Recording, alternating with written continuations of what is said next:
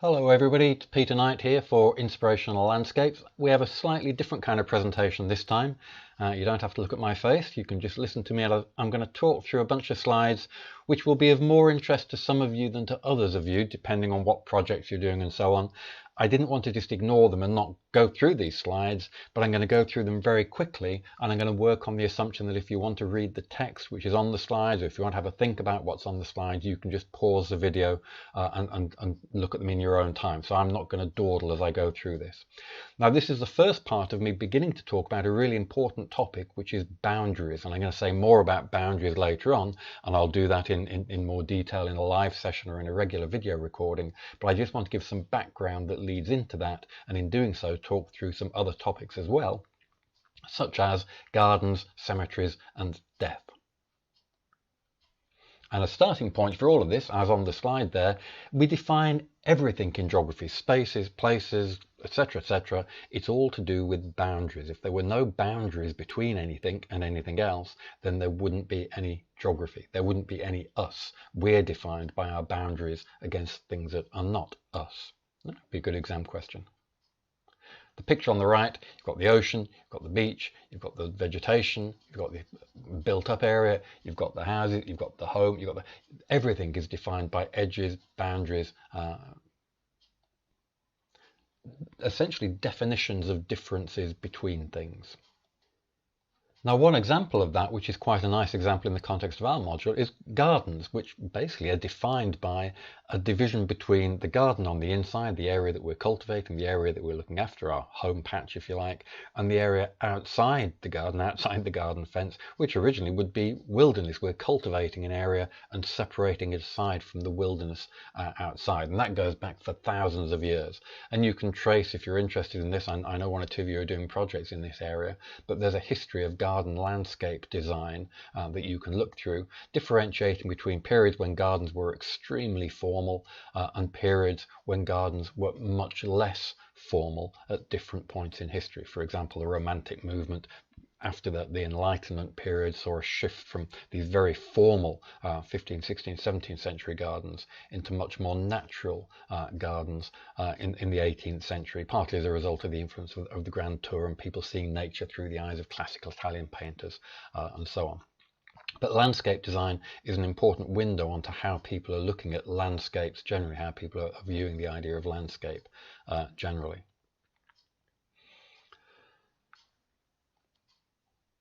Remember, I'm rushing through these slides. Just assume that you can stop and read and think if you want by pausing the video whenever you want to.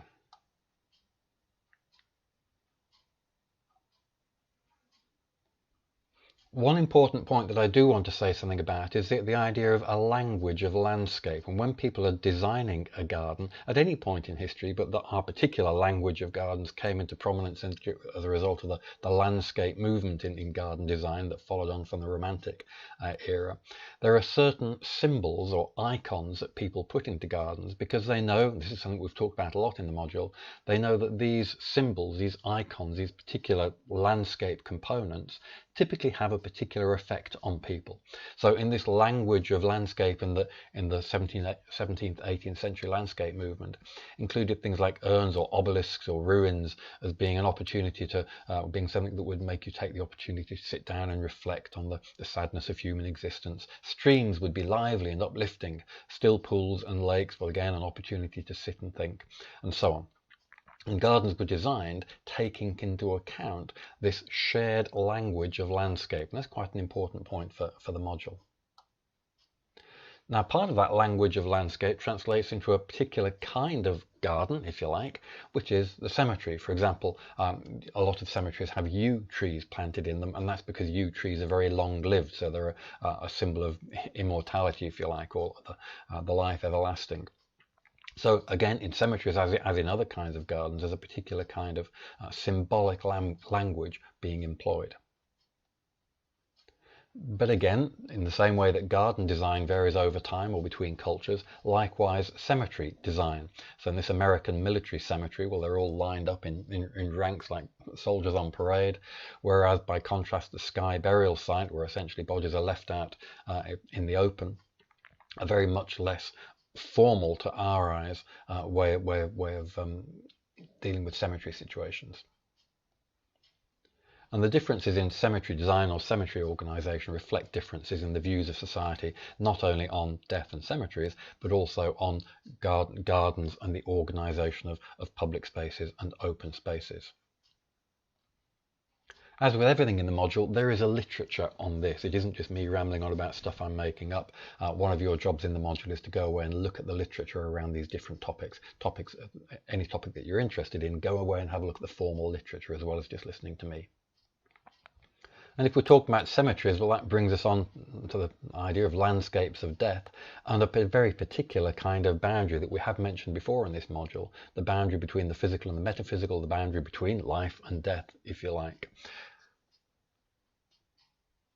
And again, there are a number of headings or themes that you might want to look up ideas around, and there is literature on this, the idea of necrogeography, the geographies of death or geographies of landscapes of death is a thing in geography that you can read up on. And there are lots of points in geography where death is a descriptor, if nothing else. So people talk about the death zone when you're climbing Everest or whatever. There's an elevation above which people refer to it as a death zone, because if you just sit there and wait, then eventually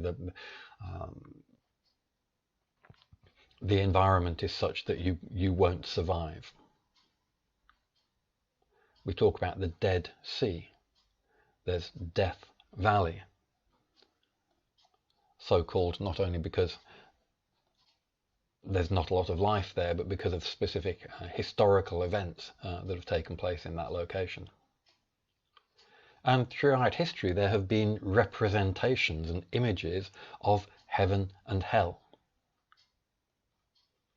And many artists have tried to represent in pictures the actual landscapes of heaven, landscapes of hell, compared with the landscape of earth.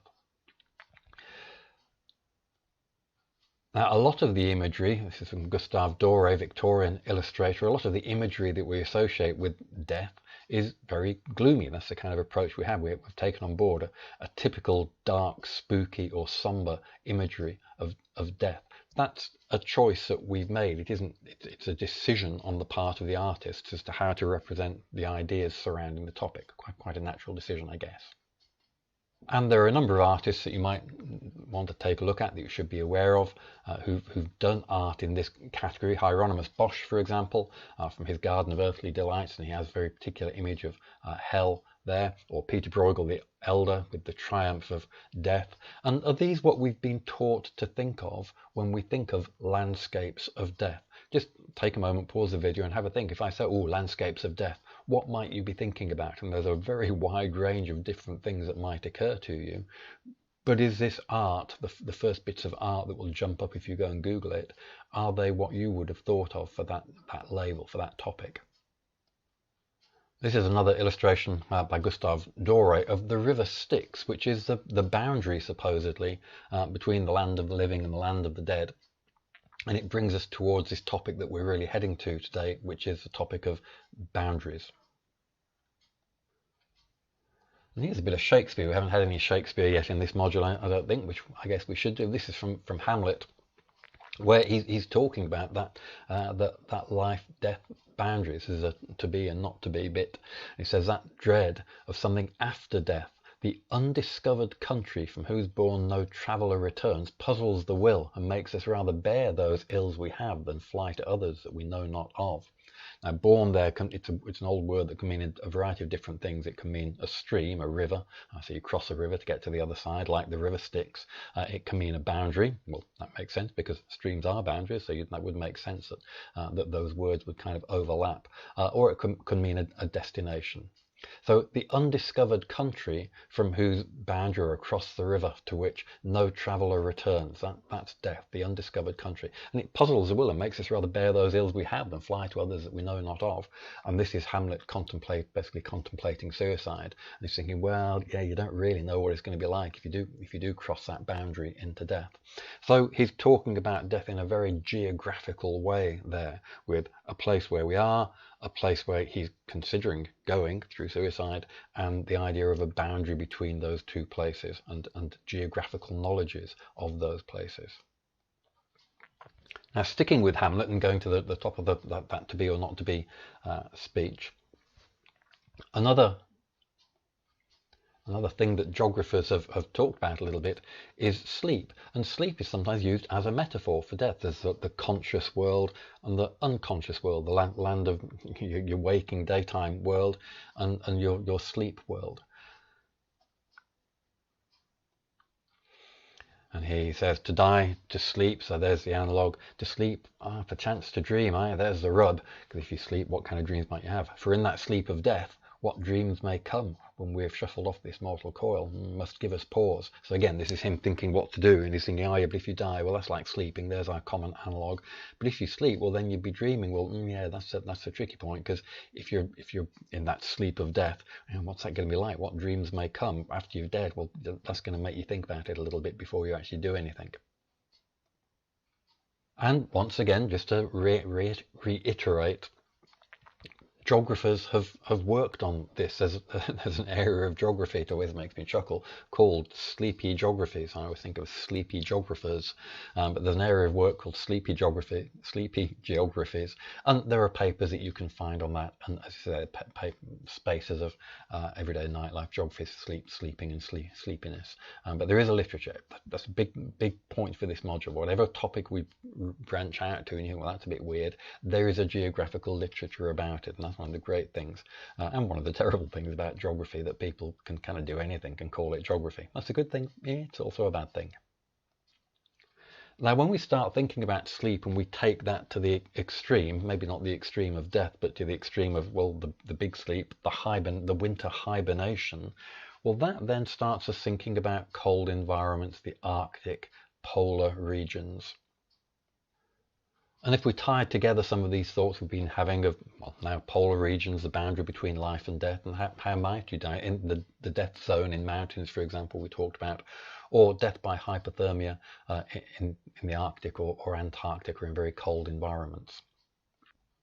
And if you start reading up on death by hypothermia, one of the examples that you'll discover quite quickly is the example of Captain Scott and his companions on the South Polar expedition in 1912. Remember, you can pause these slides to read the text if I'm moving too quickly for you. And here's a picture. I've shown you this picture before, but this is the shot of Captain Scott, Oates, Evans, Bowers and Wilson, the party of five that actually made the final trek to reach the South Pole, hoping to be the first to reach the pole, but they were narrowly beaten. And this is a photo taken just after they reached the pole. And they discovered when they got there that there was a flag already there, because Amundsen, the Norwegian, who'd set off at roughly the same time, and it was, in a sense, a race for the pole. And this was them after suffering terrible. This photo is of the British Polar Group having suffered terrible hardships on the route to the pole, discovering when they got there that actually they'd lost the race and they'd been beaten. Now, this photo is interesting and important to us in a number of ways. This photo is taken, it was kind of on a bit of string that you can pick out. I think it's down here. You can see the little bit of string where someone's pulling a bit of string to click the shutter on the camera. So it's a selfie, in effect, of the group. But after this photograph was taken, nobody else ever saw any of these people alive again, because they all died on their journey back to base, and eventually they were discovered. Well, some of them were discovered in their tent, where they died ultimately of starvation and hypothermia. A couple of others, the bodies were never found. So this photograph is, as much as any photograph can be that has people in it, a photograph of wilderness. This is about as far from home as it's possible to get. I mean, certainly in those days, where there was a long trip to get to the south, and then a long trip to get to Antarctica, then a long and terrible trip to get to the pole, they were an awful long way, both in distance and in time and in environment, from their home in England, and none of them would survive this journey. And one of the images from that expedition that you might be familiar with is this picture of Captain Oates, one of that group of five, who was so badly injured suffering from frostbite on the walk back to base after they'd been to the pole. The stories of him realizing that his companions would never make it home if they were having to drag him along with them because he could hardly move. That he walked out of the tent and into the blizzard, saying, "This is the one. I say I'm just stepping outside, and I may be some time." And everybody knew that he was walking out into the blizzard to die, so that he wouldn't be holding them up. This picture again, for me, this summarizes a lot of what we're talking about in this module. About wilderness, small figure in a big landscape, although this painting doesn't really quite work that way, but very much the idea of home. And here's this tiny little bit of home in the middle of an ice sheet, thousands and thousands of miles from anywhere, 6 months travel from home, and that's your only tiny little bit of warmth and relative warmth and safety. And then all around is a big wilderness that here Oates is walking out into. And thinking back to our idea earlier of gardens and landscapes of death and cemeteries, here's the memorial that was built when they eventually, a party went out later to look for the bodies, and they found the tent with the last 3 to die died in their tent of hypothermia and starvation. And this was a memorial erected on the site. Now, I mentioned the word wilderness there, and we come across wilderness quite a lot in this module, and we've never really sat down and defined it carefully. That's something we're going to come back to right at the end of the module. It's a running theme that I'm just leaving hopefully in the back of your minds as we're moving through. But just take a moment here maybe to think, well, how do we define wilderness? And there I was saying, well, here's Scott in the wilderness. Well, is the Martian is the Martian landscape a wilderness? Or does it become so only when we contemplate it as a place where humans might be? Well, now we have rovers and landers on Mars, so maybe we can say there is human activity on Mars, so it's human activity within a wilderness landscape. Or was it wilderness until we got there, and us being there means it isn't a wilderness anymore? What are you thinking of wilderness, and what's our place in it? Do we prevent it? Do we stop it being wilderness when we arrive? Or does it only even become wilderness when we arrive? Is surface of some other planet that we've never been to yet, is that the wilderness, or do we not care about it? Do we not even bother to label it wilderness because we aren't there to be part of it, and it only becomes wilderness when we are part of it? If you're interested in the polar journeys, the whole wilderness thing, then there's a couple of books here that might be of interest to you. The Sherry Garrard is a story written by somebody who was on Scott's expedition, not one of the final polar party, but involved in the broad Antarctic expedition, and he talks about some different journeys that they made as part of that expedition. So if you want a kind of participant observer's view of the hardships of Antarctic travel, then I strongly recommend the Sherry Garrard book. If you're interested from a more academic point of how people have represented the Arctic, Antarctic and travel in those areas, then the Spufford book is more of an academic book about how authors have written about and how the public has considered and what the perceptions have been of these kinds of events at different points through history. But both of those are very highly recommended books if you're interested in wilderness, Arctic and Antarctic, polar exploration, etc. And that brings me to, if you like, the start of what's going to be my main bit of lecture about boundaries, edges, frontiers and borders. And what I'm going to do, I'm going to save that for the next video and also for one of our live meetings, having just given you, I hope, a little bit of background in terms of the gardens, the sleep, the death, etc., the cemeteries, these kinds of issues that I just wanted to touch on before moving on to talk more specifically about boundaries in our next video and in our next session. Okay, thank you very much.